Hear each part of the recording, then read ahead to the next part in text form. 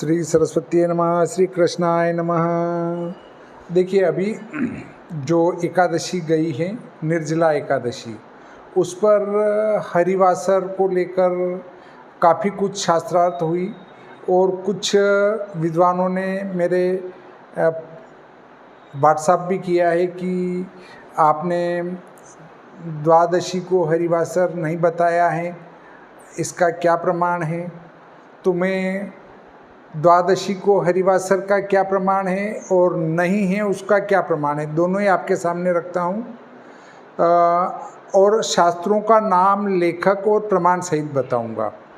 आप पूरे वीडियो को देखिए। हरिवासर से संबंधित सभी प्रकार की आशंका, कुशंकाओं का निवारण हो जाएगा।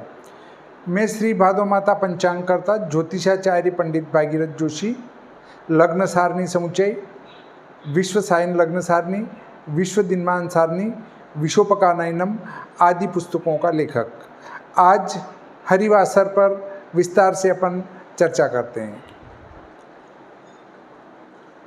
ये है पुस्तक ज्योतिष सर्व संग्रह, पंडित राम स्वरूप शर्मा, हरिहर प्रेस मेरठ निवासी ने पंडितों की सुविधि के लिए बनाकर तैयार की है। ये बहुत पुरानी पुस्तक है। इसमें हरिवासर के ऊपर लिखा गया है। क्या लिखा है? आभाकाशित पक्षे तु मैत्र श्रवणः रेवती संगमेनेव भोक्तव्यम द्वादशी द्वादशा हरेत। मैं श्लोक भी पढ़ूंगा, अर्थ भी इनने जो लिखा वही, नहीं तो मैंने अर्थ अलग कर दिया। जो एकादशी व्रत किया हो और अगले दिन द्वादशी को अनुराधा नक्षत्र हो और महीना आषाढ़ का हो, भाद्रपद में द्वादशी को श्रवण हो, कार्तिक में द्वादशी को रेवती और हो, जो इनमें भोजन करे तो 12 माह के लिए हुए एकादशी के व्रत के फल को नष्ट कर देती हैं। मैत्रस्य प्रथमे पादे श्रवणो च द्वितीय के रेवती अंतपादेषु भोजनम च विवर्जयेत। अनुराधा के प्रथम चरण में, श्रवण के दूसरे में, रेवती के चौथे चरण में भोजन नहीं करना चाहिए। यहाँ थोड़ी शंका है। जगजीवन दास जी गुप्त ने जो लिखा है कि उन नक्षत्रों के 3 भाग करना, आद्य, मध्य और अंत्य, 20-20 घटी का मोटे रूप से ले लेना, उसमें भोजन नहीं करना। अर्थात अनुराधा के प्रथम 20 घटी, श्रवण के मध्य के 20 घटी और रेवती के अंत के 20 घटी। देखिए, आषाढ़ शुक्ल पक्ष की द्वादशी को अनुराधा मिल सकता है, भाद्रपद शुक्ल पक्ष द्वादशी को श्रवण मिल सकता है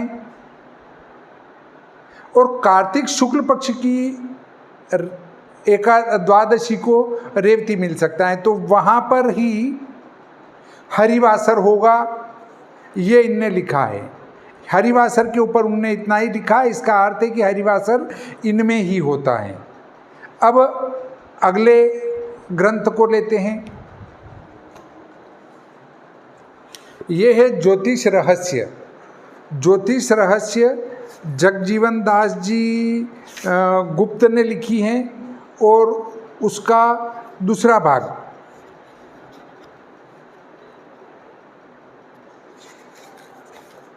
ज्योतिष रहस्य द्वितीय खंड, सिद्धांत संहिता होरा का एक प्रामाणिक ग्रंथ, प्रणेता और संपादक जगजीवन दास जी गुप्त। और ये क्या कहते हैं, इनने विस्तार से लिखा है और बहुत बड़े विद्वान थे, तो इन पर शंका नहीं कर सकते हैं। आषाढ़ शुक्ल द्वादशी को अनुराधा, भाद्रपद शुक्ल द्वादशी को श्रवण, कार्तिक शुक्ल द्वादशी को रेवती नक्षत्र के योग में श्री हरि का वास रहने से उसकी हरिवासर संज्ञा है। ऐसा योग पड़ने पर एकादशी व्रत के अतिरिक्त द्वादशी का भी व्रत, 2 व्रत करना अति पुण्यप्रद है। इसमें एकादशी के पारण लोप का दोष नहीं होता, क्योंकि दोनों तिथियों और व्रतों के एक ही देवता श्री विष्णु हैं। वैष्णवों के लिए तो यह अवश्य कर्तव्य है, केवल एकादशी का व्रत करने वाले स्मार्तों को उक्त हरिवासर योग में एकादशी व्रत का पालना न करने का विशेष ध्यान रखना चाहिए। यानी सूर्योदयात द्वादशी में विहित नक्षत्र के योग काल को छोड़कर ही पारण करना चाहिए। और यदि पारणाकालीन द्वादशी विहित नक्षत्र से पूर्णतः व्याप्त हैं तो उसके पाद विशेष को छोड़कर हरिवासर में भी पारना कर सकते हैं। मतलब पारना द्वादशी को ही करना है, परंतु उसका चरण विशेष छोड़ देना है। आषाढ़ शुक्ल 12 को अनुराधा के आद्यपाद मतलब प्रथम 20 घटी, भाद्र शुक्ल द्वादशी को श्रवण के मध्यपाद मध्य के 20 घटी और कार्तिक शुक्ल 12 को रेवती के अंत्यपाद का समय छोड़कर शेष में पारण करे। यहाँ नक्षत्र के एक पाद से उसके स्पष्ट मान का तृतीयांश ग्रहित है। मतलब मोटे रूप में एक नक्षत्र 60 घटी का होता है तो तृतीयांश मतलब 20 घटी लेना है। अनुराधा का प्रथम 20 घटी, श्रवण का मध्य का 20 घटी और रेवती का अंत का 20 घटी, ये पारना में त्याग देना चाहिए। ज्योतिषोक्त एक नक्षत्र चरणपाद यानी चतुर्थांश नहीं, यहाँ पर ज्योतिष के 4 चरण नहीं लेना है। यदि द्वादशी स्वल्प घटी हो और नक्षत्र का योग आ पड़े तो द्वादशी में केवल पारना करने वाले यानी गृहस्थों को नक्षत्र वेद नहीं मानना चाहिए अथवा संगव काल को छोड़कर अथवा मध्याह्न काल में पारना करना चाहिए। उक्त द्वादशियों में नक्षत्र योग के साथ यदि बुधवार भी हों एवं पूर्वोक्त हरिवासर योग पड़ जाए तो इस दुर्लभ परम पुण्यप्रद योग में वैष्णवों के अतिरिक्त गृहस्थ भी एकादशी व्रत के बाद द्वादशी का भी व्रत अवश्य करे। शास्त्र वचने आभा का शीत पक्षेषु मैत्र श्रवण रेवती च द्वादशी बुधवारेण हरेर्वासर उच्यते। हरिवासर किसे कहते हैं कि आषाढ़ में शुक्ल द्वादशी को अनुराधा, भाद्रपद में शुक्ल द्वादशी को श्रवण और कार्तिक शुक्ल पक्ष की द्वादशी को रेवती हों तो ये हरिवासर कहे गए हैं। इनने द्वादशी में हरिवासर होता है ऐसा नहीं लिखा है, ये आपका प्रमाण यहाँ प्रस्तुत कर रहा हूँ। अब लेते हैं व्रतराज को। व्रत ये पुस्तकें मैंने नहीं लिखी, मैं जो प्रमाण दे रहा हूँ वो कोई विद्वानों के द्वारा लिखी गई हैं। ये है व्रतराज। व्रतराज क्या कहता है इसके ऊपर आपको बताता हूँ। आषाढ़ शुक्ल द्वादश्याम अनुराधा योग रहितायाम पारणम कुर्यात् तथा च हेमाद्रो भविष्ये आभाकाशीत पक्षेषु मैत्र श्रवण रेवती संगमे न हय भोक्तव्यम द्वादश द्वादशीर हरेत। अस्यार्थ आषाढ़ भाद्र कार्तिक शुक्ल द्वादशी अनुराधा श्रवण रेवती योगे पारणम न कुर्यात्। अत्र यद्यप्येतावदेव वोक्तम तथा अनुरोधा प्रथम पाद एव वर्ज्य तदुक्तम विष्णु धर्मे मैत्रपादे स्वपीतिः विष्णु पोषणान्त्यपादे प्रतिबोधमेति श्रुतेश्च मध्ये परिवर्तमेति सुप्ति प्रबोध परिवर्तनमेव वर्ज्य। इत्याषाढ़ शुक्ल द्वादशी। आषाढ़ शुक्ल द्वादशी के दिन पारना हेमाद्रि ने भविष्य पुराण से लेकर लिखी है कि अनुराधा योग से रहित आषाढ़ शुक्ला द्वादशी के दिन पारना करनी चाहिए। इसका प्रमाण वाक्य यह है कि आभा का इनके शुक्ल पक्ष में मैत्र श्रवण और रेवती के संगम में भोजन न करना चाहिए क्योंकि इसमें भोजन करने से 12 द्वादशियों को नष्ट करता है। आभा का ग्रंथकार अर्थ करते हैं कि आषाढ़ भाद्रपद और कार्तिक के शुक्ल पक्ष द्वादशियों में क्रम से अनुराधा श्रवण और रेवती के योग में पारना न करनी चाहिए। यद्यपि उक्त वचन में इतनी ही बात कही गई है पर तो भी अनुराधा का प्रथम चरण ही वर्जनीय है। यह विष्णु धर्म में लिखा हुआ है कि अनुराधा के पहले चरण में विष्णु भगवान सोते हैं। अर्थात आषाढ़ शुक्ल द्वादशी को अनुराधा हो तो विष्णु भगवान सोते हैं, उसमें भगवान सोते हैं। रेवती के अंतिम चरण में जागते हैं। कार्तिक शुक्ल द्वादशी को रेवती नक्षत्र हो तो उसके अंतिम चरण में वो जाग जाते हैं और श्रवण के मध्य में वो करवट बदलते हैं। इस कारण सोने जागने और करवट बदलने के समय का ही भोजन में निषेध है, दूसरे पादों का निषेध पादों का नहीं है। यह आषाढ़ शुक्ला द्वादशी के दिन की पारना का निर्णय समाप्त हुआ। इसमें हरिवासर नाम नहीं दिया, बाकी जो द्वादशी को भोजन कब नहीं करना वो यहाँ बताया गया है। अब लेते हैं धर्म सिंधु, ये व्रतराज, धर्म सिंधु, निर्णय सिंधु, गीता प्रेस गोरखपुर की, गीता प्रेस नहीं, खेमराज श्री कृष्णदास प्रकाशन मुंबई की हैं और उसी के आधार पर मैं यहाँ बता रहा हूँ। इनने लिखा है द्वादशी भूयस्त्वे द्वादशी प्रथम पादम हरिवासर संज्ञा कमुलंग्य पारणम कार्यम। ये धर्म सिंधुकार ने लिखा है कि द्वादशी का जो पहला चरण होता है वो हरिवासर संज्ञक है, उसमें पारना नहीं करना चाहिए। फिर पारना काल लिखा उनने नीचे, कला मात्रायापि द्वादश्या भावे त्रयोदश्यां पारणम द्वादश्या मध्याह्नोर्ध्वसत्वे प्रातर्मुहूर्तत्रय मध्य एव पारणम न मध्याह्नादो इति बहुनां कर्मकालानां वादापतेरः पराण एवेति केचित्। कला मात्र भी द्वादशी न हो तो त्रयोदशी में पारना करे, द्वादशी मध्याह्न के अनंतर हो तो प्रातः काल 3 मुहूर्त के मध्य में ही पारना करे, मध्याह्न आदि में न करे। यह बहुत कहते हैं, बहुत से कर्मों के समय का बाद प्रातः काल करने में होगा, इससे मध्याह्न में करे, यह कोई कहते हैं। इनने ये कहा है कि एकादशी का पारना द्वादशी के प्रातः काल 3 मुहूर्त में करे। 3 मुहूर्त अर्थात 6 घटी अर्थात 2 घंटे 24 मिनट के अंदर करे।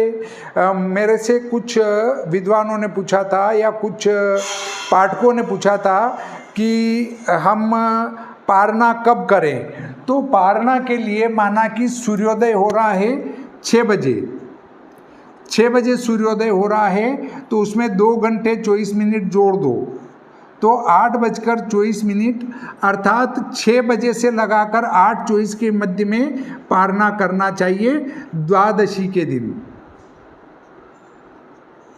ये पारना काल कहा गया है।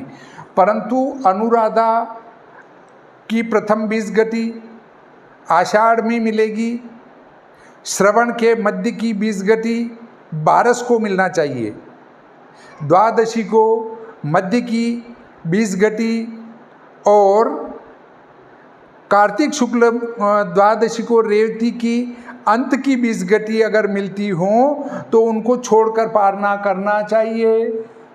अब अगली पुस्तक लेते हैं निर्णय सिंधु, खेमराज श्री कृष्णदास प्रकाशन की।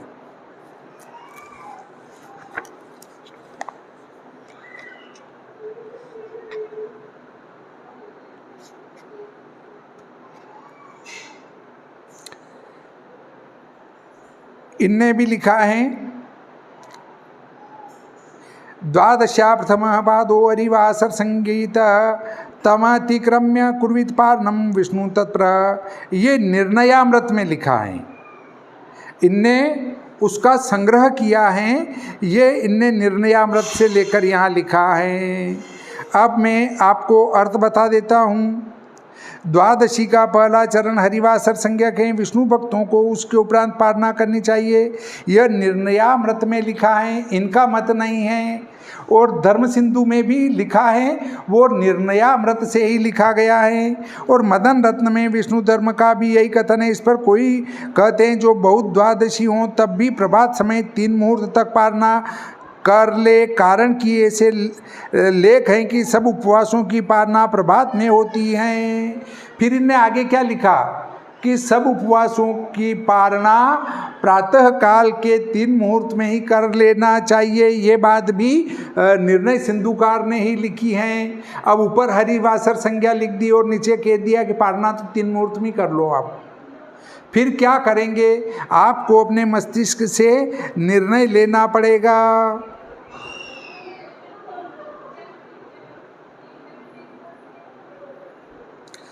भूयसी द्वादशी तदापि मुहूर्तत्रये पारणं कार्यं सर्वेषाम् उपवासानां प्रातरे ही पारणम इति वचनात्। ऐसा वचन है कि सभी उपवासों का पारना तो प्रातः काल ही करना चाहिए। 3 मुहूर्त तक पारना कर ले। कारण कि ऐसे लेख हैं कि सब उपवासों की पारना प्रभात में होती हैं, और हमारे गुरु का तो यह कथन है कि बहुत से कर्मों का एक ही समय बिना कारण बाद हो जाएगा। इससे पूर्व में कहे वचन थोड़ी द्वादशी में ही जानकर अल्प के विधान से अपराह्न में पारना करनी चाहिए, और प्रभात का कथन करने वाला प्रातः शब्द तो इसके तुल्य अपराह्न में संगत होगा कि संध्या समय और प्रभात समय द्विजातियों को भोजन करना वेद में लिखा है। यदि कोई संदेह करे कि वाक्यों की व्यर्थता हो जाएगी तो भी नहीं, कारण कि वे वाक्य तो पुनर्भोजन सायंकाल की पारना वृत्ति के विषय वाले हैं। यदि प्रभात से एकादशी का उपवास न हुआ हो तो अपराह्न में वारा पुराण का कथन है कि यदि एकादशी छूट गई हो तो द्वादशी में उपवास करना। और कोई इस वाक्य में विष्णु नाचेत पढ़ते हैं। इसमें सब व्रतों में अविरोध के नियम जानने। दूसरे वचन नवरात्र में लिखेंगे, नवरात्र में ये और वचन लिखेंगे।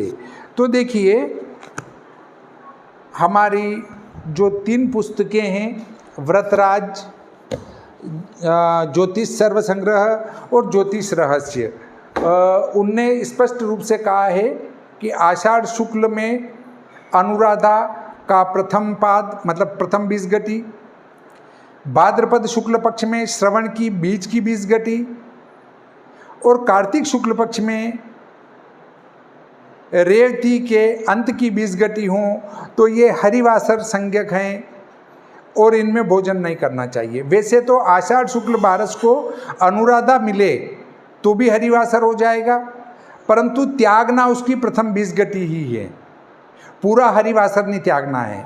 भाद्रपद शुक्ल पक्ष द्वादशी को श्रवण नक्षत्र मिल गया तो हरिवासर हो गया, परंतु त्यागना उसके बीच की 20 घटी है। इसी प्रकार कार्तिक शुक्ल द्वादशी को रेवती मिल गया तो हरिवासर संज्ञा तो हो गई, परंतु त्यागना उसकी अंत की 20 घटी ही है। इस प्रकार मैंने आपको विभिन्न ग्रंथों का सार लेकर बताया कि हरिवासर क्या, क्यों, कब और कैसे होगा। ये मत भी हैं जिनने ये बताया है कि द्वादशी के 4 भाग कर लो, 4 भाग करेंगे तो मोटे रूप में 15 घटी। तो द्वादशी के प्रथम 15 घटी यदि मिलती हों तो वो हरिवासर संज्ञक हैं, उसको पारना में त्याग देना चाहिए। ये मत धर्म सिंधु निर्णय सिंधु में एक लाइन में लिखा है, परंतु फिर उसका विरोध भी लिखा गया है, विपरीत वाक्य भी उसके नीचे आया है। इसलिए पाठकों को अपने हिसाब से निर्णय कर लेना चाहिए, ये उपयुक्त रहेगा। इस प्रकार आज का ये प्रकरण यहीं समाप्त करते हैं। शायद आपके सभी प्रकार के प्रश्नों के उत्तर यहाँ प्राप्त हो गए होंगे। इस प्रकार आज का प्रकरण यहाँ समाप्त करते हैं। अगले वीडियो में फिर से मिलेंगे और कोई नई या नए बिंदु पर चर्चा करेंगे। श्री सरस्वती नमः। श्री कृष्णाय नमः।